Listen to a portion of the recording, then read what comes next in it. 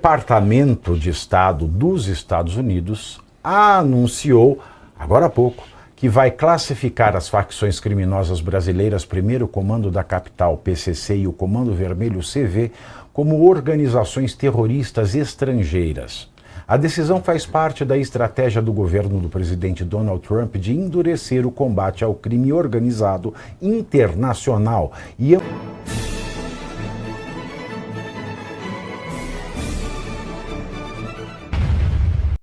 já me trazem muitos problemas de leitura do TP, do Eleba e bastidor de última hora. Vamos ler, portanto, a notícia de última hora. O Departamento de Estado dos Estados Unidos anunciou, agora há pouco, que vai classificar as facções criminosas brasileiras, primeiro Comando da Capital, PCC, e o Comando Vermelho, CV, como organizações terroristas estrangeiras. A decisão faz parte da estratégia do governo do presidente Donald Trump de endurecer o combate ao crime organizado internacional e ampliar sanções contra grupos ligados ao narcotráfico. Vale lembrar que no encontro que teve com Donald Trump nesta semana no Salão Oval da Casa Branca, Flávio Bolsonaro fez exatamente esse pedido ao norte-americano. No comunicado oficial assinado por Marco Rubio, o Departamento de Estado diz o seguinte, aspas, hoje é um novo dia de um novo tempo que começou. Não é nada disso que ele fala, ele diz, hoje o Departamento de Estado dos Estados Unidos da América está designando o Comando Vermelho, CV, e o primeiro Comando da Capital, PCC, como terroristas globais, especialmente designados, e pretende designar ambos os grupos como organizações terroristas estrangeiras, com vigência a partir de 5 de junho de 2026. O CV e o PCC são duas das organizações criminosas mais violentas do Brasil. Será que ele não lembrou do STF? Mas vamos continuar o que ele escreveu aqui. Juntas comandam milhares de membros que orquestraram ataques brutais contra policiais, funcionários públicos e civis brasileiros. Sua influência e redes ilícitas se estendem muito além das fronteiras do Brasil, por toda a nossa região e por todo o país. O governo Trump continuará a usar todas as ferramentas disponíveis para proteger nossa nação e nossos interesses de segurança nacional, mantendo as drogas ilícitas longe de nossas ruas e interrompendo o fluxo de receita que financia narcoterroristas violentos.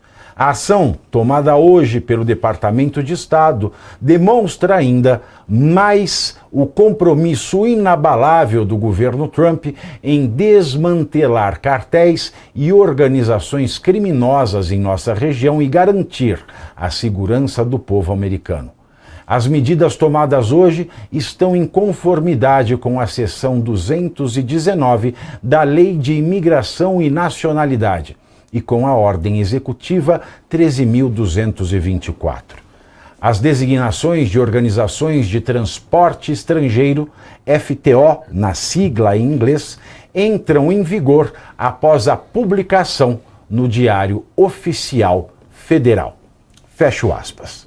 Vale lembrar aqui que o governo Donald Trump, assim que foi iniciado, e iniciou-se o governo Donald Trump, estando Lula já na presidência do Brasil. E quando Trump mencionou que passaria a considerar facções narcotraficantes internacionais como grupos terroristas, a serem combatidos de uma forma mais severa e permitindo até que a política externa dos Estados Unidos passe a autorizar medidas mais drásticas contra esses grupos, o governo Lula não tardou um segundo sequer em ralhar, em protestar essa vontade, esse desejo, esse desígnio do novo presidente dos Estados Unidos, então novo presidente dos Estados Unidos, Donald Trump.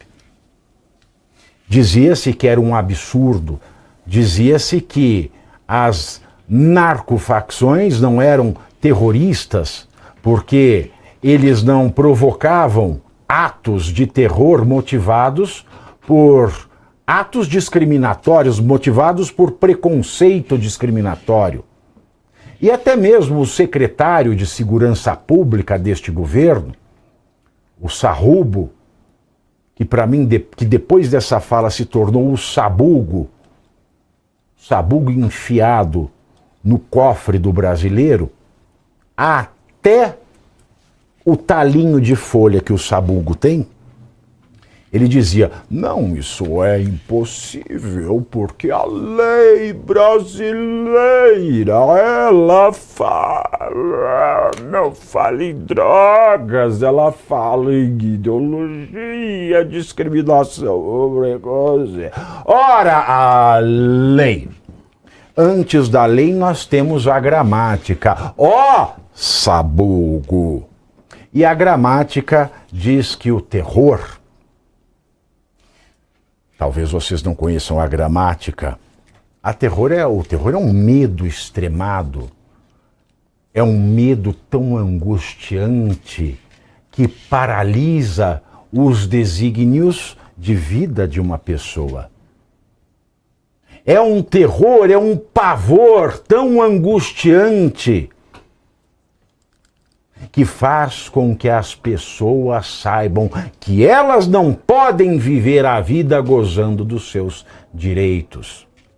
Que ela não tem a proteção do Estado e, portanto, ela tem que submeter-se a essa força de terror. E quando nós falamos em facções narcotraficantes como PCC e Comando Vermelho, nós falamos de associações criminosas, organizações criminosas internacionais. O PCC é o broker da cocaína na Europa, por exemplo, que é o negócio mais lucrativo da humanidade.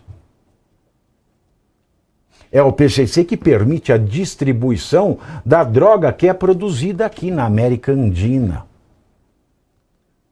É o PCC que tem uma joint venture que é associada à 'Ndrangheta, que é a máfia do norte italiano, que é responsável pela receptação e distribuição da droga pela Europa. E esses grupos aqui no Brasil, eles sim cometem golpe de Estado, e não a Débora do Batom.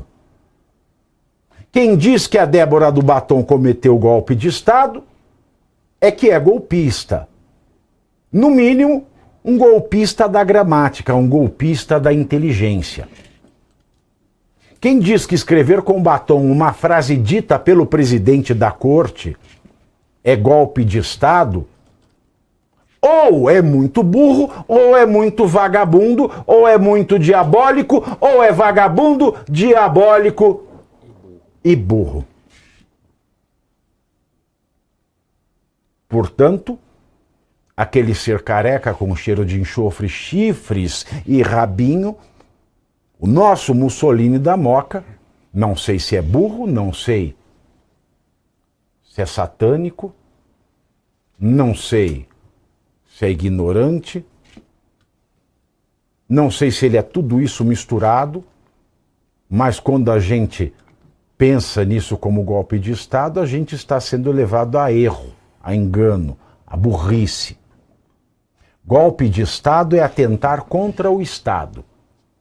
E vale lembrar, porque eu falo sempre e a repetição nos ensina, a lição de um petista, a lição de um dos fundadores do PT, a lição do já falecido professor titular do Departamento de Direito do Estado da Faculdade de Direito do Largo São Francisco, Dalmo de Abreu Dallari, um dos fundadores do PT, como disse. O que ele ensina em seu livro Teoria Geral do Estado, em resumo, que Estado é igual território, mais povo, mais direito.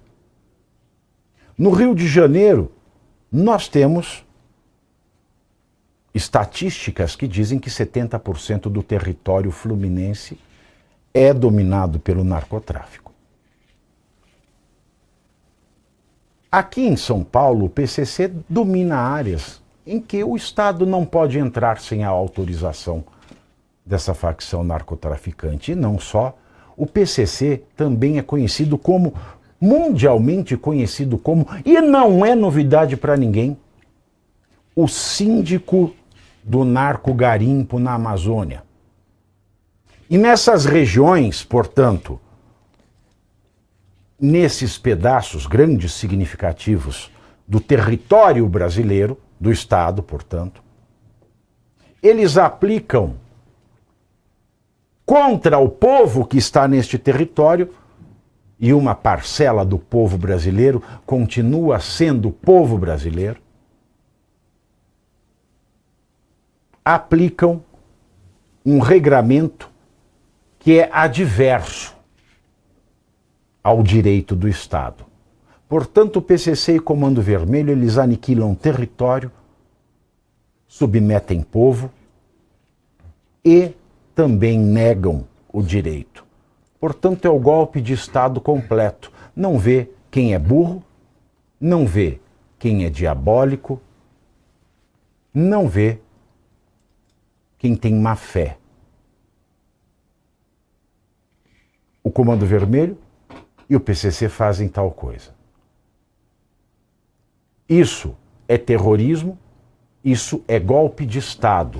E vale lembrar também, quando 8 de janeiro de 2023 aconteceu, Alexandre de Moraes, o Mussolini da Moca, que apareceu com todo o seu garbo, elegância, chifre, rabo e cheiro de enxofre, para acusar as pessoas da Praça dos Três Poderes naquele dia de terroristas. E a Rede Globo de televisão deu repique. Então eram terroristas. No final das contas, ninguém foi processado nem condenado por terrorismo.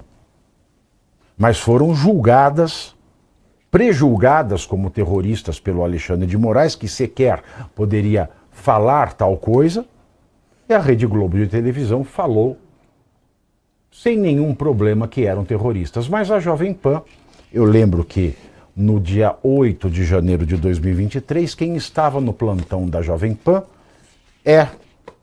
era o meu dileto amigo, ex-presidente do PROCON, ex-procurador do Ministério Público do Estado de São Paulo, ex-presidente da Assembleia Legislativa Paulista, o Fernando Capês estava no plantão da Jovem Pan no dia de 8 de janeiro de 2023. E diante das falas de ministros do STF, do presidente da República e de jornalistas como, e em especial os da Rede Globo, que chamavam aqueles sujeitos que ali estavam de terroristas, o Fernando Capês fez uma observação: não se trata de terrorismo. E a partir disso, o Ministério Público começou a cair em cima da Jovem Pan. E aquele movimento de vagabundos chamado Sleep Giants. E vejam, senhores, eu tenho todos os motivos do mundo para ter mágoa da Jovem Pan. Tenho todos os motivos do mundo para ter mágoa da direção da emissora, que não respeita a tradição que a emissora tem. Mas uma coisa é certa, porque vi e sou honesto. O Ministério Público e aquele movimento de vagabundos Sleeping Giants começou a cair em cima da Jovem Pan. Eles estão dizendo que não é terrorista. E estava certo o comentário do Fernando Capês. E a diretoria da Jovem Pan, tão covarde que é, tão sem saco escrotal que é, ainda reprimiu quem estava certo. É por isso que eu não lamento muito por quem não tem coragem. Porque o sujeito que é covarde não merece colher nenhum louro nessa vida, porque a vida é difícil. A vida, meus queridos, é batalhada. E sabe disso melhor quem teve que batalhar para subir na vida, herdeiro, raramente sabe que a covardia não é nenhum benefício. E acontece agora isso, do governo dos Estados Unidos, em contrário daquilo que Lula e o governo esperavam, inclusive daquilo que Lula teria dito que dissera ao Donald Trump naquela visita em que ele foi recebido não no Salão Oval, mas em outro espaço da Casa Branca, na qual estavam presentes Lula, alguns apaniguados e Joesley Batista, uma reunião que girou em torno dos interesses de Joesley Batista e não do Brasil. E Lula voltou dizendo aquilo que ele queria que tivesse acontecido. Vê agora PCC e Comando Vermelho sendo chamados daquilo que eles são, Ricardo, terroristas. Qual será, na sua visão, a reação da diplomacia e do governo brasileiro? Pavinato, em primeiro lugar, acerta o Departamento de Estado americano, acerta o governo Trump em determinar que PCC e Comando Vermelho sejam classificados como grupo terroristas que o são. Além de todo o terrorismo da aula que você deu aqui em território nacional, que o fazem, muitos e muitos territórios brasileiros, em especial no Rio de Janeiro, mas em vários outros lugares, o cidadão não pode entrar, a polícia, o Estado brasileiro não consegue entrar.